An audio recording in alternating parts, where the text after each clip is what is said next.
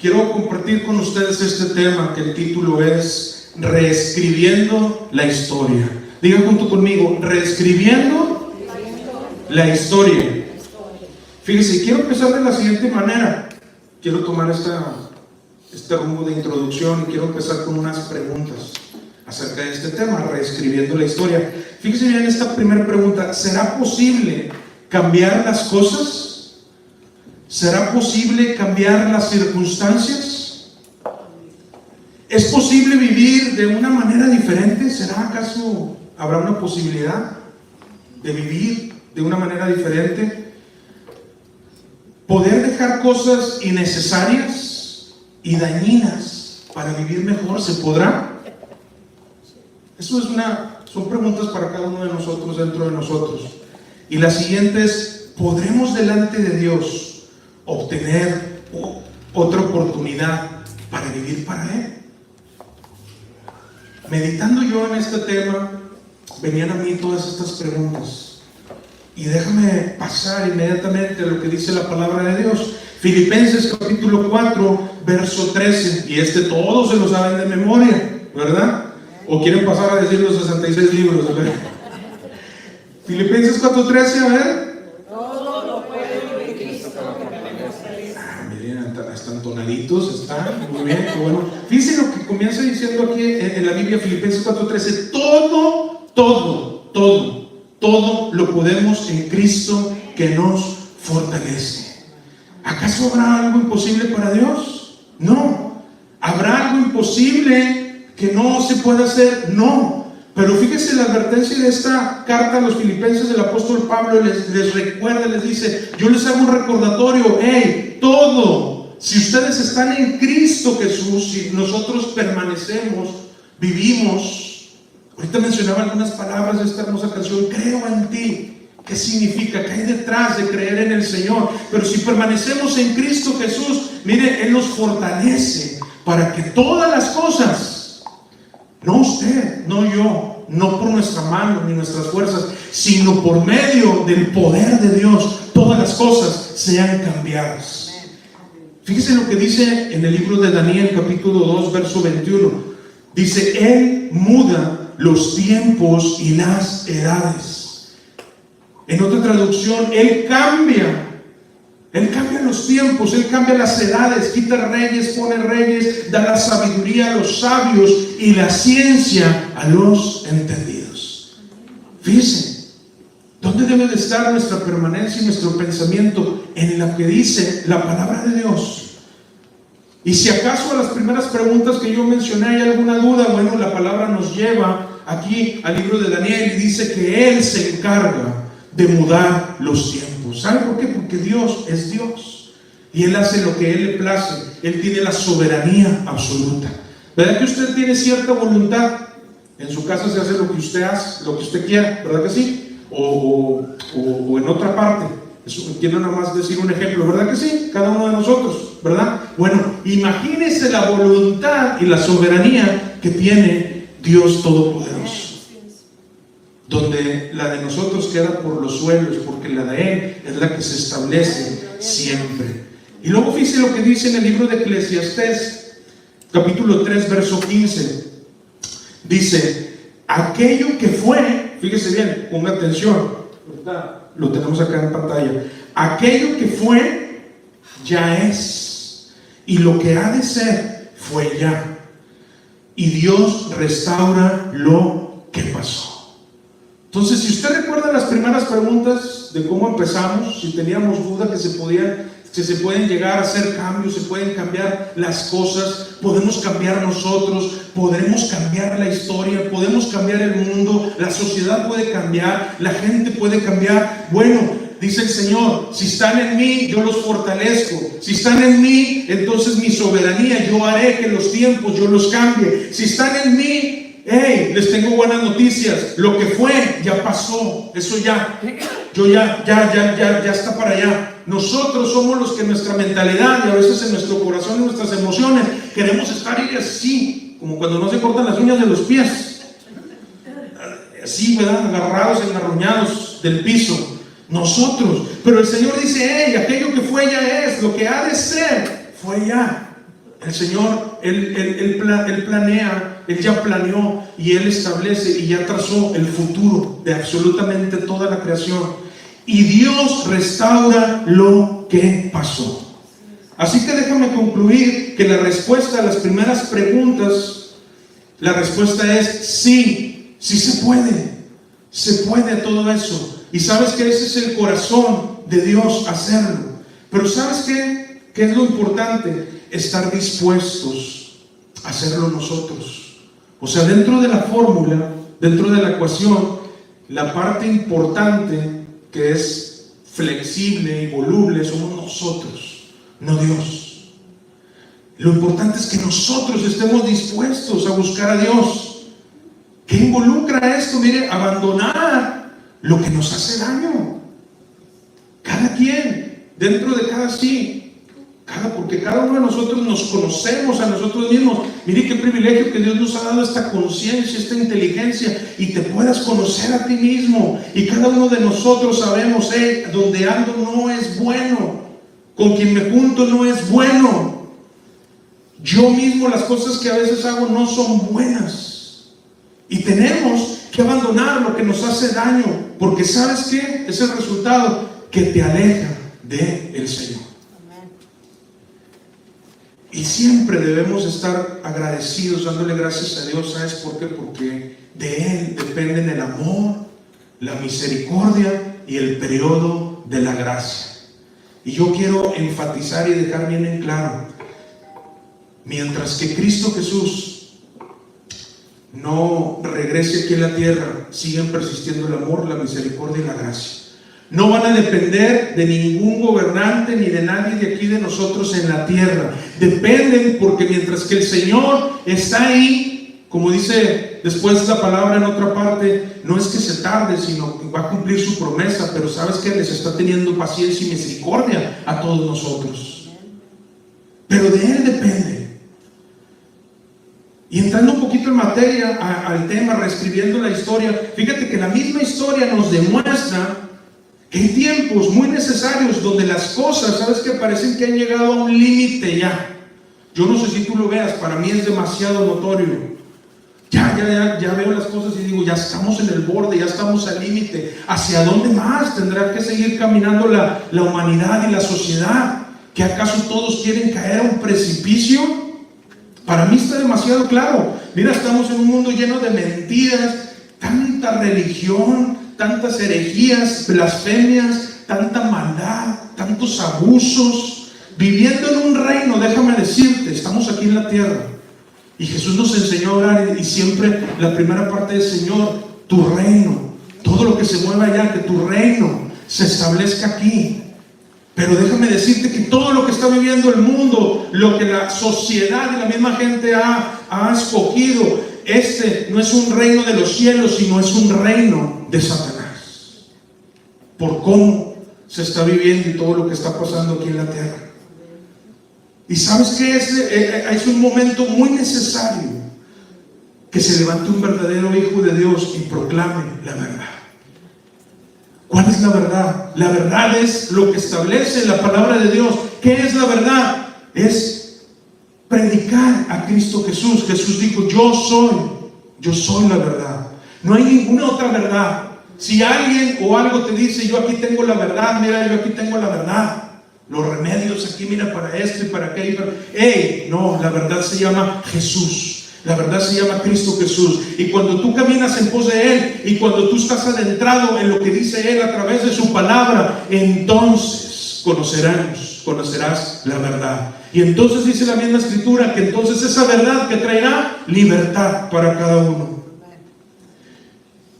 Y como te digo, en esta historia es una época donde la humildad, el amor, la devoción y la búsqueda de Dios, el temor, se han perdido.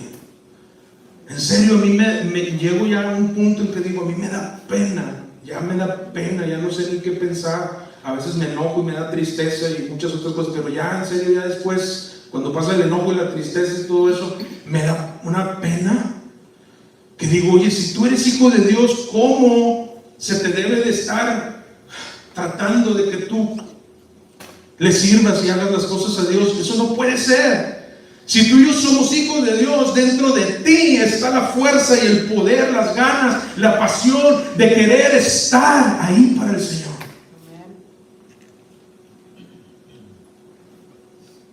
Cada vez más la maldad es la que satisface a la gente.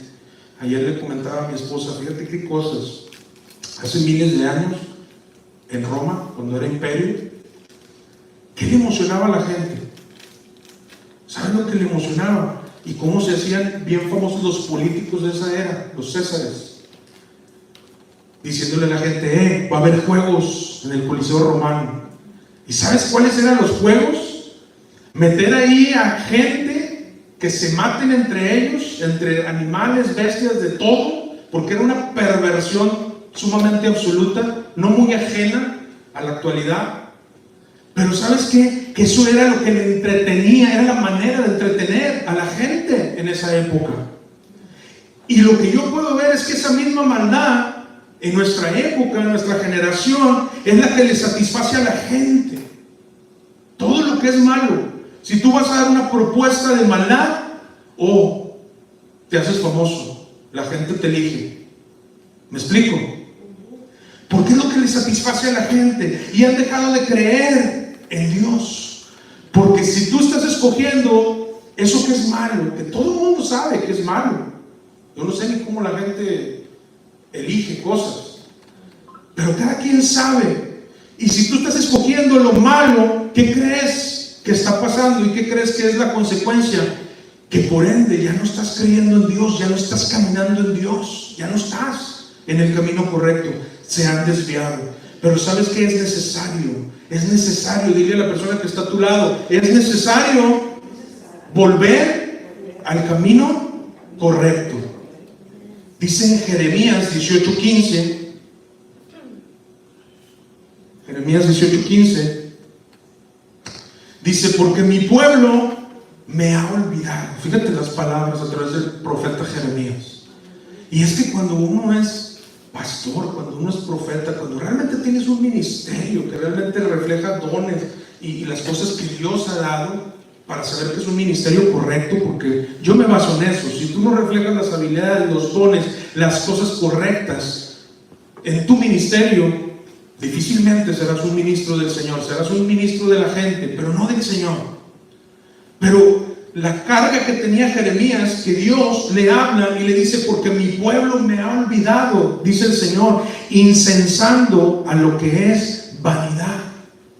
O sea, lo que la gente no sabe. Pero mira, Salomón lo mismo concluyó después de toda su vida y el gran don de sabiduría que Dios le dio y todo lo que él escribió, que tenemos sus escritos en la palabra de Dios en nuestra Biblia, y él termina diciendo, vanidad de vanidades, todo, absolutamente todo en la vida es vanidad, porque todo tiene un momento debajo del sol, según el cronos que Dios ha establecido, el tiempo que Dios ha establecido, y todo va a perecer. Todo, absolutamente todo. Y el Señor dice, me han olvidado incensando lo que es vanidad, y han tropezado en sus caminos. Hasta ahí. Jeremías 18:15. En el mismo libro de Jeremías, capítulo 6, verso 16, dice, así dijo Jehová, paraos en los caminos. Qué hermoso es el Señor. Que el Señor, a través de su palabra, siempre nos está alertando, nos está invitando, porque el deseo de Él es redireccionar nuestro camino, reescribir la historia. Ahorita lo que yo estoy haciendo es hablándote para que tú y cada uno de nosotros volvamos otra vez a Dios y reescribamos nuestra historia y tracemos un nuevo camino para nosotros y para toda nuestra familia. Y en Jeremías 6:16 dice, Jehová dice, paraos en los caminos, mirad y preguntad por las sendas antiguas, cuál sea el buen camino. La mortificación de Dios. Qué bueno es Dios, que se preocupa todavía nosotros en darnos estas advertencias y decirnos, hey, pregunta por la senda antigua, por el buen camino, y anda por él. Es lo que Dios quiere para nosotros. Dime tú, ¿será malo para ti, para mí? A a mi parecer, a mi juicio, a mi inteligencia, es lo mejor para el ser humano, para todos. Lo mejor, los caminos del Señor. Y dice, y hallaréis descanso, fíjate, para vuestra alma. ¿Cuántos de los que están aquí están cansados? No porque se están durmiendo y vengan cansados de un trabajo, sino cansados también emocionalmente, cansados espiritualmente, cansados de cargar situaciones, circunstancias, problemas, cosas. A eso me estoy refiriendo también. ¿Cuántos de aquí están cansados? Y hallaréis descanso para vuestra alma, mas dijeron, no andaremos. Hermano, tú y yo no podemos decir no. Tú y yo hoy tenemos que decirle al Señor, sí, Señor, sí, me humillo delante de ti, sí, estoy mal, sí, esto tengo que trabajarlo, esto tengo que quitarlo, esto tengo que estar más en tus cosas, en tus intereses, en la palabra de Dios, en la oración, en la adoración, buscarlo a Él, porque entonces ese descanso vendrá para nuestra alma. Y no podemos llegar a la negligencia, seríamos muy negligentes. Cuando la gente se cierra y dice no, y siguen igual, y no saben que se pierden más, se acarrean más problemas, y viene todo peor para ellos. Ya no digamos de que no tienen la salvación. ¿Sabes qué significa volver a la senda antigua? Como decíamos en este pasaje anterior, quiere decir volver a lo de Dios, volver a las cosas de Dios, a lo establecido por Él. No es vivir, fíjate bien, como yo quiero o como yo creo. Y esos son muchos de los problemas. A veces nosotros queremos vivir como nosotros creemos o como nosotros queremos, pero así no son las cosas, no funcionan de la mejor manera que quisiéramos que funcionaran, porque todos buscamos bendiciones aquí, todos buscamos lo mejor. Todos le pedimos al Señor, ay Señor, ayúdame con esto, bendíceme con esto, necesito esto, Señor, cambia esto. Todos. No es así. No es vivir como la sociedad nos lo dice tampoco. Usted en mí tiene una muy buena amistad, que yo no voy a hacer más que aconsejarle. Discúlpeme si le exhorto, le doy una palabra, lo invito, pero si usted analiza, todo va a ser encaminado a algo muy bueno.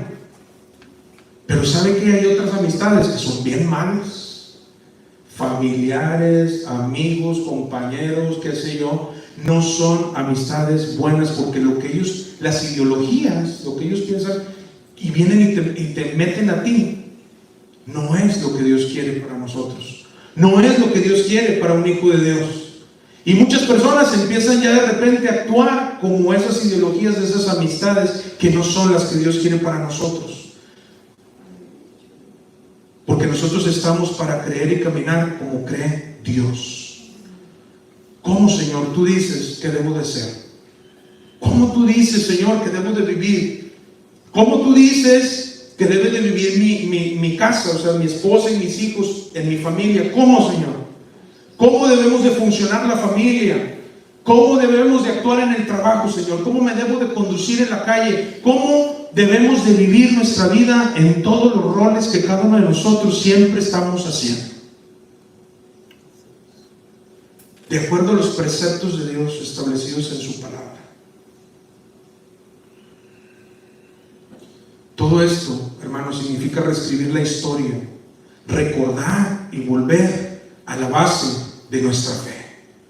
Cuando yo estaba viendo muchísimas circunstancias de todo lo que está pasando alrededor del mundo, el Señor me hablaba de esto. ¿Sabes qué? Es tiempo de hacer un stop, recordar, incluso echarle una mirada. Tenemos libros de historia, tenemos la palabra de Dios, tenemos tantas cosas para ver lo que ha pasado en la historia, como para ser tan negligentes de escoger lo mismo que en otros tiempos no ha dejado frutos buenos, sino ha dejado frutos malos. ¿Me estoy explicando? Y ¿sabes qué es lo importante de esto? De hacer estas reflexiones y de ir a eso, para otra vez volver a la base de nuestra fe. Tú necesitas volver a la base de nuestra fe. Yo necesito volver a la base de nuestra fe. Nuestra ciudad, nuestro país, todo el mundo necesita volver a la base de la fe de Dios. Mira, hay unas frases que quiero que las veas aquí conmigo en pantalla, sobre la historia. Frases que X personas las escribieron. La primera frase dice: quien olvida su historia está condenado a repetirla. Fíjate qué cosas. O sea, cuando tú no le pones atención a la historia, a las cosas que ya han pasado, y vuelves a escoger lo mismo y sigues igual, o ¿qué viene sobre ti? Estás condenado. O sea, quiere decir que es como a los esclavos cuando les ponían las cadenas, los condenaban, los esclavizaban. Así parece ser que las personas se condenan a repetir la historia, creándose un ciclo de volverlo a hacer, volverlo a terminar, volverlo a iniciar, volverlo a hacer, y qué triste. La otra frase dice: la historia no se repite si no es en la mente de quien no la conoce. En otras palabras, debemos de conocer la historia para no repetir las mismas cosas. Déjame decirte algo que creo que vas a estar de acuerdo conmigo.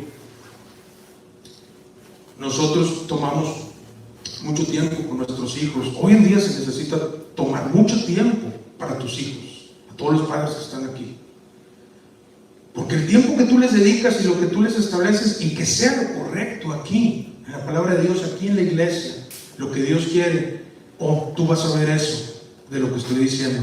Yo no quiero que la historia, muchas de las cosas de mi historia, yo no quiero que Jeremy las haga. Yo quiero que él tenga una historia todavía más sobresaliente, más exitosa, y sobre todo que honre mucho más a Dios de lo que fui yo. ¿Me explico? Igual mi esposa, los dos, hablo de los dos, para nuestros hijos, precisamente por eso. Y en base a todo esto, quiero darte 4 cuestiones. Si tienes ahí para escribir, apúntalo y llévatelo para seguirlo adentrándote más en ello allá en tu casa. 4 cuestiones para reescribir nuestra historia y volver a la base de nuestra fe. ¿Cuántos creen eso? ¿Cuántos creen? Nuestra fe, ¿sabes cuál es? Nuestra fe es creer en la palabra de Dios, creer en Cristo Jesús. Esa es nuestra fe. Por eso soy cristiano, por eso somos cristianos. Y la primera cuestión, o el primer punto es no olvidar. Fíjate bien, y todas estas cosas tienen que ver cosas de la historia actual o de la historia pasada. Por eso es la invitación a recordar todas estas cuestiones para volver a seguir nuestro camino en la fe y reescribir la historia. Y la primera es no olvidar el amor y la misericordia. ¿Te suena algo? Porque esto ha sido demasiado sonado, este tema. No olvidar nunca, hermano, el amor y la misericordia. En Juan capítulo 13, verso 35, dice: en esto, fíjate bien, en esto conocerán todos que sois mis discípulos. ¿En qué? A ver, todos, ¿en qué? Wow. Fíjate bien.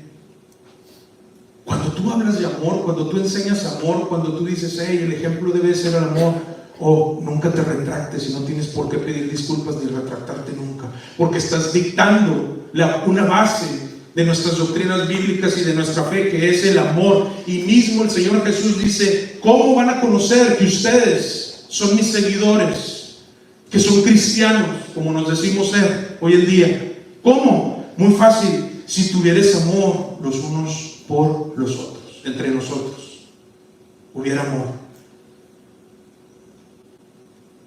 El amor, según lo que dice este pasaje, déjame decirte, es uno de los sentimientos que nos caracterizan como cristianos. Si tú eres realmente cristiano y eres una persona que no eres amorosa, que te importa poco el padecimiento o las cosas de otra persona, no existe el amor de Dios en ti, punto. No eres seguidor de Dios, punto. No eres cristiano, punto. Así, la palabra de Dios es tajante. Yo no soy el tajante, es la palabra de Dios. Si la indicación está dada en la palabra de Dios, Dios está estableciendo, es así, y si no es así, entonces no lo es. Dice en 1 Corintios capítulo 13, versos del 1 al 8, sígame. Si yo hablase, el apóstol Pablo, fíjate lo que declara. Si yo hablase lenguas humanas y angélicas, ¿verdad? Aquí nosotros, dicho de paso, somos interdenominacionales. Nosotros creemos en todas las doctrinas bíblicas, en los 9 dones, las 9 cualidades del fruto del Espíritu de Dios, en las habilidades y ministerios que están depositados en la palabra de Dios. Somos interdenominacionales. ¿Por qué digo esto? Porque desgraciadamente el diablo a través de la humanidad dividió todo y dijo, no, yo nada más voy a creer en hablar en lenguas, y si tú no hablas en lenguas quiere decir que no tienes la presencia de Dios en tu vida. ¿Ves? Y así muchas otras denominaciones. Nosotros creemos en todo porque la Biblia enseña todo de una manera correcta. ¿Sí me estoy explicando? Y el apóstol Pablo comienza diciendo eso. Si yo hablas en lenguas humanas y angelicales, si tienes el don de hablar en lenguas, pero ahí te va la cosa, y no tienes amor, vengo a ser como metal que resuena o címbalo que retiñe. ¿Qué cosas? ¿Qué cosas? Porque muchos se glorifican en esos dones, pero ¿sabes qué? Si no está el fruto y si no se muestra el amor, no te sirve ese don de hablar en lenguas, no sirve. Vienes a ser como algo que nada más hace ruido, que no tiene un fruto correcto. Y si tuviese profecía, fíjate, y entendiese todos los misterios y toda ciencia, porque hoy es ¿cómo se dice? La época, ¿verdad?, de los profetas y los apóstoles, y por ahí uno dijo, ya no soy apóstol, ahora soy querubín. ¡Wow! No sé en qué libro, en qué Biblia dice eso, pero esta persona ya es querubín. Digo, oye, ¿dónde están las alas? No le veo las alas. Pero si tuvieses esa profecía, entendieses todos los misterios, toda la ciencia, demasiada inteligencia, y si tuviese toda la fe, de tal manera que trasladase los montes, y no tengo amor, nada, ¿qué? Nada. Sigue siendo la base principal el amor. Y si repartiese todos mis bienes, ¿verdad? Porque pues hay personas muy caritativas, ¿verdad? Y qué bueno. Pero si nomás te gozas en eso, si repartiese todos mis bienes para dar de comer a los pobres, y si entregase mi cuerpo para ser quemado y no tengo amor, de nada me sirve. Porque todas esas cuestiones, ¿sabes dónde quedan? Religión. ¿Piensas que por hacerlas eres? ¿Piensas que por hacerlas vas a honrar a Dios? Pero Dios ve algo más atrás de todo eso. Y en este caso es el amor. El amor es sufrido, es benigno, el amor no tiene envidia, el amor no es jactancioso, no se envanece, no hace nada indebido, no busca lo suyo. ¿Cuántos de los que están aquí nada más dicen, es mi tiempo de proyectar? Es mi tiempo de yo crecer, es mi tiempo ahora. ¿Y los hijos? Allá, a ver dónde. ¿Me explico? Que espero que aquí no haya ninguno de esos, ¿verdad? Tal vez los que están allá viéndonos en las redes sociales. Pero hay muchas personas así. Dice, el amor no es jactancioso, no hace nada indebido, no busca lo suyo, no se irrita, no guarda rencor, no se goza de la injusticia. ¿Te suena todo lo que está pasando? No se goza el amor de las injusticias, mas se goza ¿de qué? De la verdad. Como Dios me usa a mí siempre en esto, y a veces me meto en líos y en cuestiones y en roces con mucha gente, porque yo siempre defiendo y defenderé la verdad y las cosas de Dios como Dios las dice. Si a alguien no le gusta, lo siento mucho, yo tengo el llamado y el ministerio de parte de Dios de predicar y enseñar, y con mi ejemplo, porque siempre es mi ejemplo, va por delante, la verdad. Todo lo sufre, todo lo cree, todo lo espera, todo lo soporta, el amor nunca deja de ser. Pero la profecía se acabará, cesarán las lenguas y la ciencia acabará. Todo se va a acabar, todo va a pasar. Pero ¿sabes qué? El amor siempre va a permanecer. Dios es amor en su esencia, Él es amor. En el reino de los cielos predomina el amor. Entre nosotros, Dios nos encamina hacia el amor. De ahí para allá, esto va a trascender siempre, porque allá en la eternidad está el amor. Pero todo lo demás, todo ya va a pasar. Primera de Juan 4:8 dice: el que no ama no ha conocido a Dios. ¿Por qué? Como te lo dije ahorita, Dios es amor. Muchos hacen las cosas o las dicen pensando como si Dios tiene. No, Dios es la esencia del amor. Por eso es que si no se muestra el amor, el que no ama, ¿cómo dices que conoces a Dios? No puede ser. Y en cuanto a la misericordia, en el libro de Salmos, capítulo 59,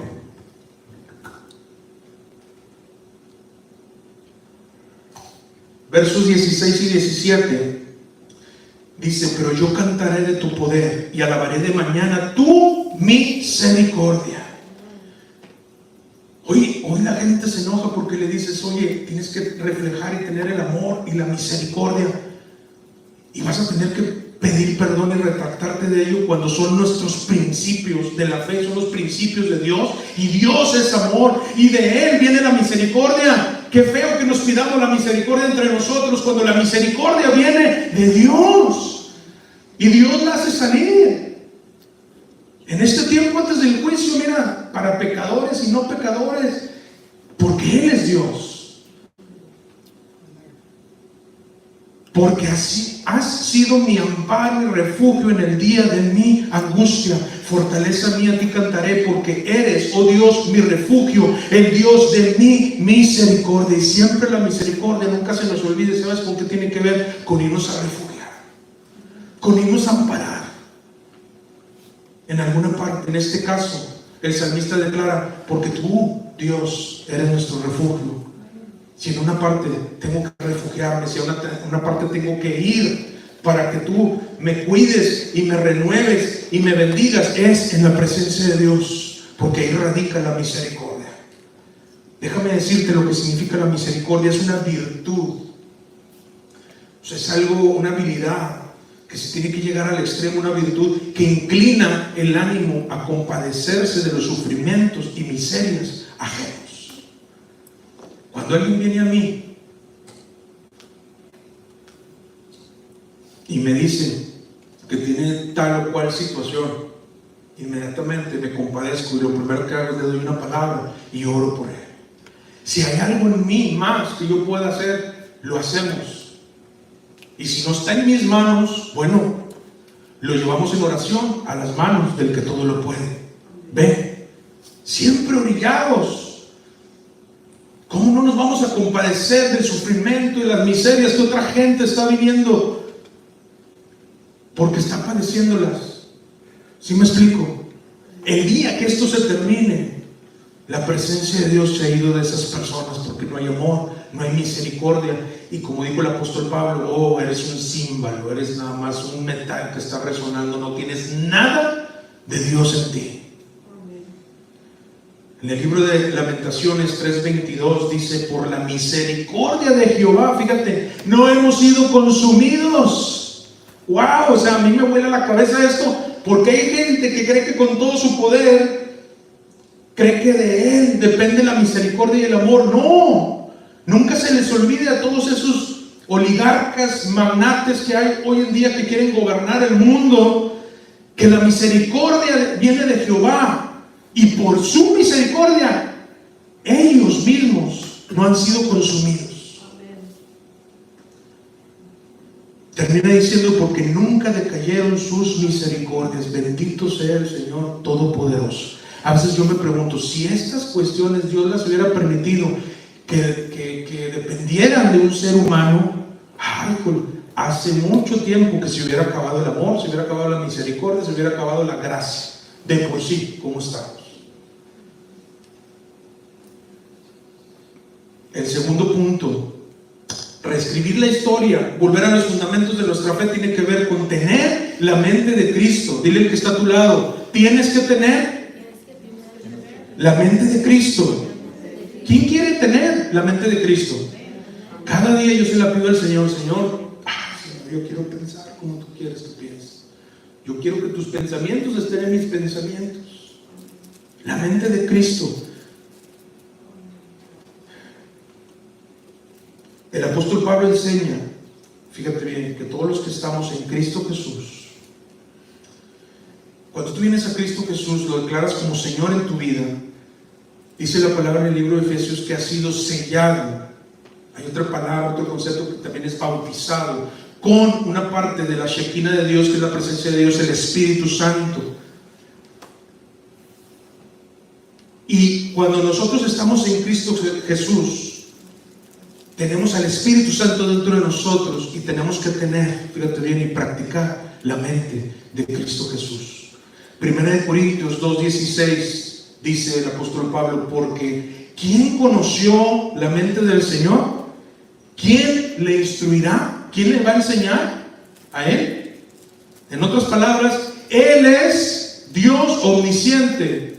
La mente, la fuente de la inteligencia, la fuente de sabiduría, la fuente de toda ciencia, Él es. Nadie tiene que enseñarle qué cosa de la creación, ser espiritual o ser humano, se va a parar delante de Él y le va a decir, yo vengo a enseñarte esto. Eso es lo que el apóstol Pablo aquí empieza diciendo, y luego dice y declara, mas nosotros, tú, yo, los cristianos, los que estamos en Cristo, mas nosotros tenemos que, dilo con tu boca, tenemos que, wow. Cuando venga ahí la depre, ¿verdad? La depre, va a sonar un poquito fresquita, ¿no?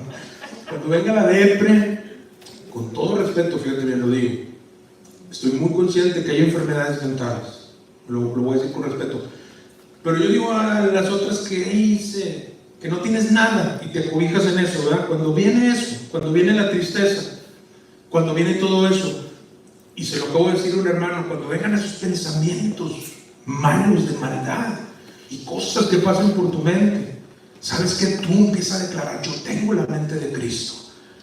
Y si ese pensamiento te dice, ya no vales nada, te tienes que matar, entonces tú lo combates diciendo, Cristo es el dador de la vida, Cristo mora en mí y Él quiere la vida para mí. ¿Me estoy dando a entender? ¿Por qué? Porque nosotros tenemos que tener y estar conscientes de que tenemos la mente de Cristo. No somos cualquiera, somos hijos de Dios Todopoderoso. 1 Corintios,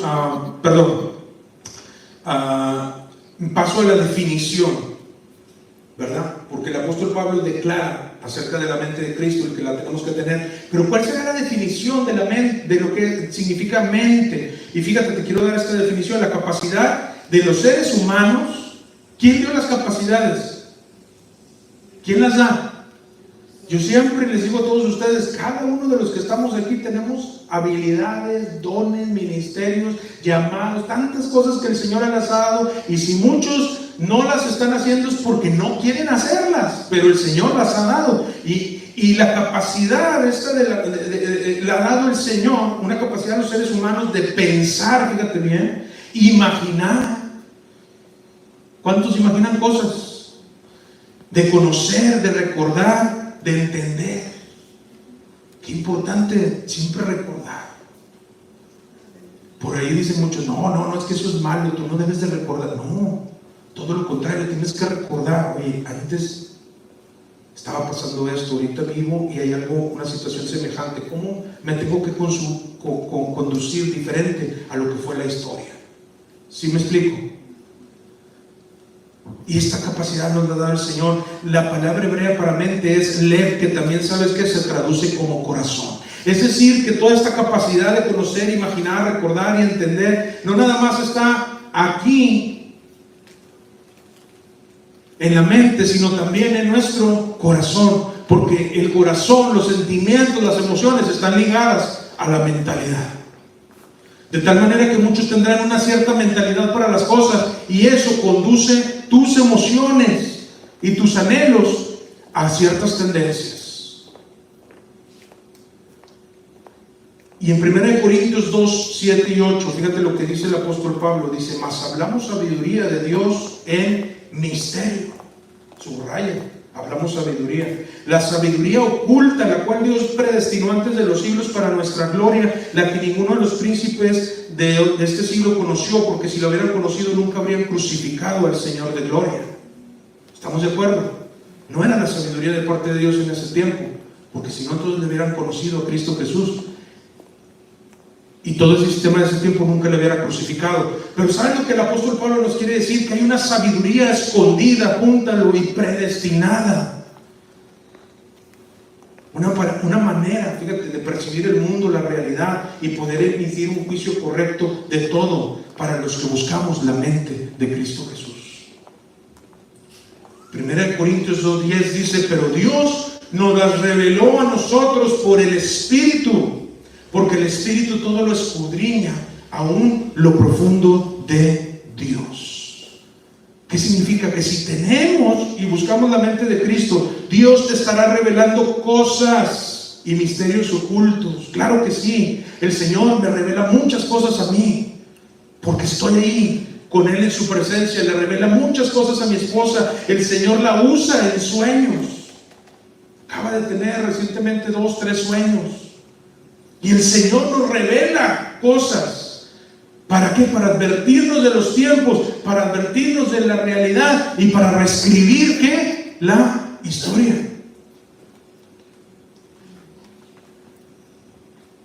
Primera Corintios 2:12 dice: y nosotros no hemos recibido el espíritu del mundo. Di: no he recibido el espíritu del mundo, sino el espíritu que proviene de Dios, para que sepamos lo que Dios nos ha concedido. Oh, mi hermano, Dios te ha concedido bastantes cosas que las tienes en tus manos. Las tienes en tus manos, las tienes ahí contigo. Una característica de tener la mente de Cristo es, ¿sabes qué? Como dice el apóstol Pablo aquí, vivir en el Espíritu.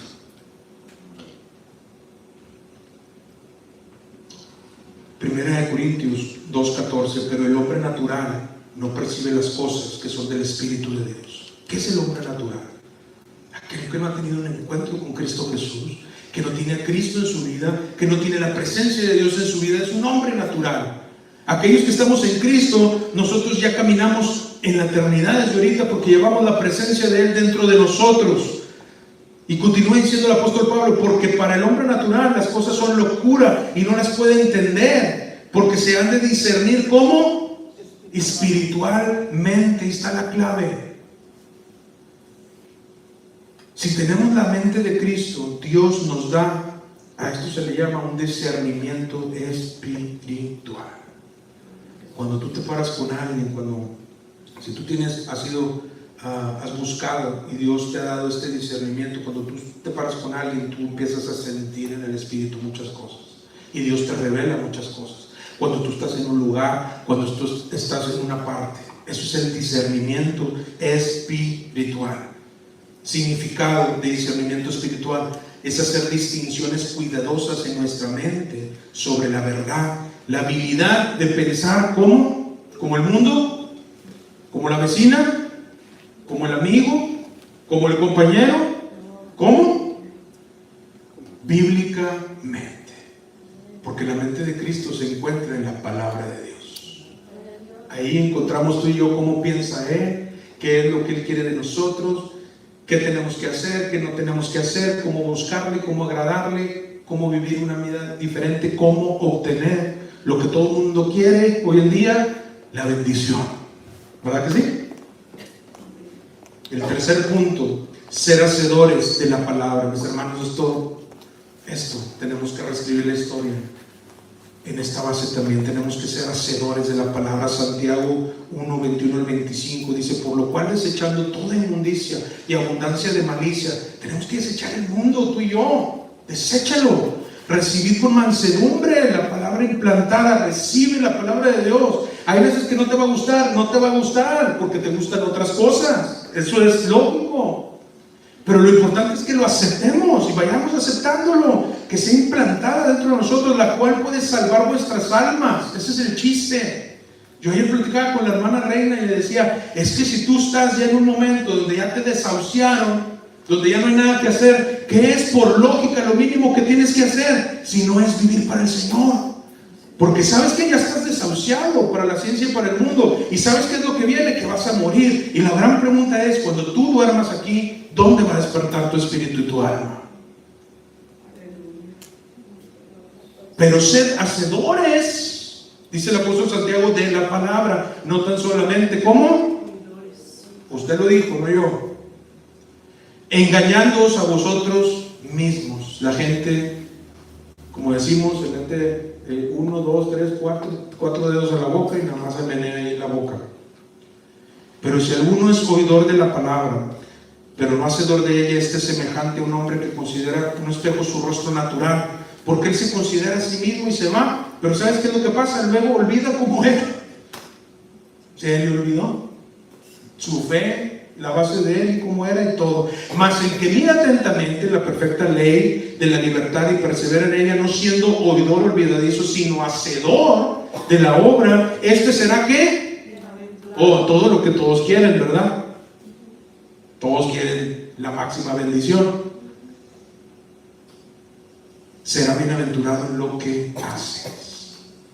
Mateo 7, 24 al 27. Cualquiera pues que me oye estas palabras, es Jesús, y las hace, nuevamente, hacedores de la palabra, le compara a un hombre prudente.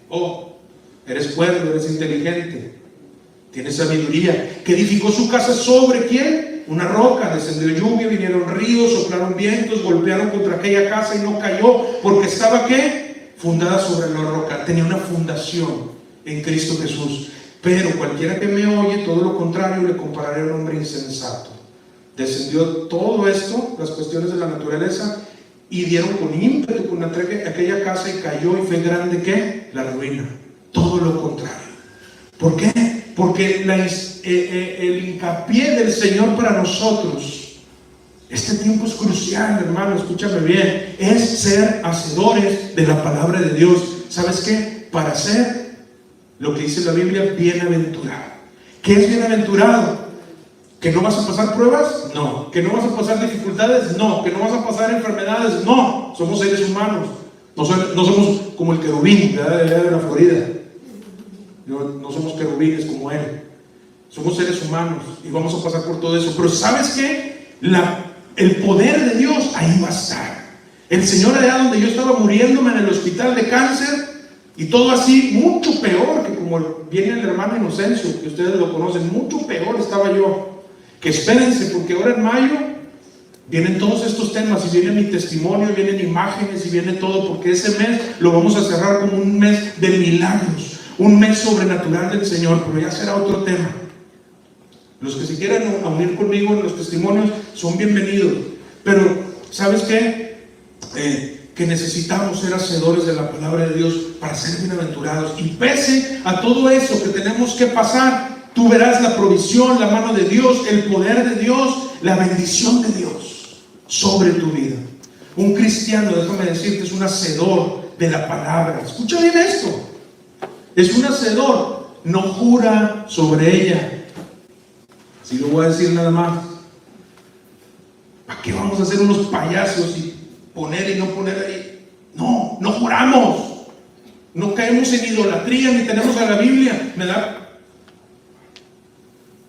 Porque nosotros, su palabra está en nuestro corazón, en nuestra mente, y nosotros somos hacedores de ella. La tenemos tatuada en nuestra mente, en nuestro corazón, y ¿sabes qué? Lo demostramos con nuestros frutos, con nuestra vida, nuestra conducta y nuestra fe. ¿Me entendieron? El último punto para terminar es reflejar el fruto de la presencia de Dios. Esto lo tenemos que seguir haciendo, hermanos. Yo no sé si hay alguien aquí, alguien allá, que sepa que no tengas nada de Dios en ti, pero yo quiero decirte que tienes un fruto, porque tienes la presencia de Dios en tu vida si tú estás en Cristo Jesús. Tenemos una esencia sobrenatural, el Espíritu Santo, una parte, fíjate bien, de lo que es la Shekinah. Si lo decimos así, en nuestra pobre inteligencia, lo que es Dios, la esencia de Dios, Él tiene una gloria majestuosa, la brillantez de su gloria, aquella que hacía que Moisés brillara, ¿verdad? Cuando bajaba de la presencia del Señor del monte. Y la otra es la presencia, el Espíritu de Él. Y esa parte del Espíritu de Él, Él ha dicho: todos los que crean en mi Hijo, que yo lo envié a la tierra, que Él puso su vida por rescate de toda la humanidad, todos los que quieran venir a creer en su sacrificio y en Él, yo les voy a depositar esa promesa del Espíritu Santo, el Consolador, la parte de la presencia de Él dentro de ti, dentro de mí, dentro de todos los cristianos. Y esa presencia, ¿sabes qué? Lleva un fruto que se da a conocer por 9 cualidades según la palabra, 9 virtudes. En Gálatas capítulo 5 versos 22 y 23 dice: mas el fruto del Espíritu, digámoslos para repasarlos, van a ser 9. El fruto del Espíritu, ¿cuáles son? Díganos.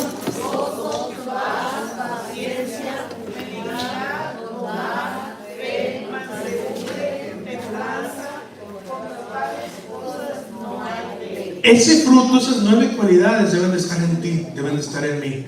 ¿Somos perfectos? No. Caemos. No me haga enojar, caigo. ¿Sí me explico? Pero eso tenemos que buscar, ese fruto de la presencia de Dios en nosotros. Debemos de buscar el amor. Qué feo que alguien que sea muy ajeno, ¿verdad? No sé cómo explicarlo, que sea ajeno a ser cristiano, tenga que recordarle a otra persona que se supone que tenga compasión, que tenga amor, que tenga misericordia, que tenga virtudes del fruto del Espíritu de Dios. Y que te lo digan en un lugar que no es cristiano. Pero cómo se mueve Dios para avergonzar lo que cree ser. ¿Sí me explico? Qué importante son estas nuevas cualidades que tenemos que luchar. Si tú vas a elegir, elige con estas cualidades. Si tú vas a vivir, vive con estas cualidades. Porque todo esto nos conlleva a vivir de una manera diferente. ¿Acaso no queremos eso? Pregunto a todos. Y hago la pregunta a todo el mundo. No queremos vivir diferente. No queremos vivir con Dios. No queremos que Dios sea el que gobierne, no nosotros. A Israel no le funcionó. Ahí está la historia. ¿De qué le sirvió decir: no, ya no queremos que tú envíes a jueces ni profetas, ni que tú digas: no, yo quiero elegir? Y desde ahí nace la democracia, que hasta el día de hoy todas las naciones eligen a su ser humano para gobernar. No Dios. Toda la gente lo elige. Efesios 5, 9, 10, porque el fruto del Espíritu es en toda bondad, toda justicia y toda verdad. Si no hay estas cosas, difícilmente, para mí ya está bien claro. Yo lo predico, lo enseño. Quien lo entienda, que lo entienda y lo practique. Para mí está claro. Si yo no veo estas cosas, para mí no es de Dios. Llámese lo que es, lugar, ministerio, persona, lo que sea. Si no hay bondad, no hay justicia, no hay verdad, no es. Comprobando lo que es agradable al Señor. Póngase sobre sus pies. ¿Cuántos quieren ser agradables para el Señor?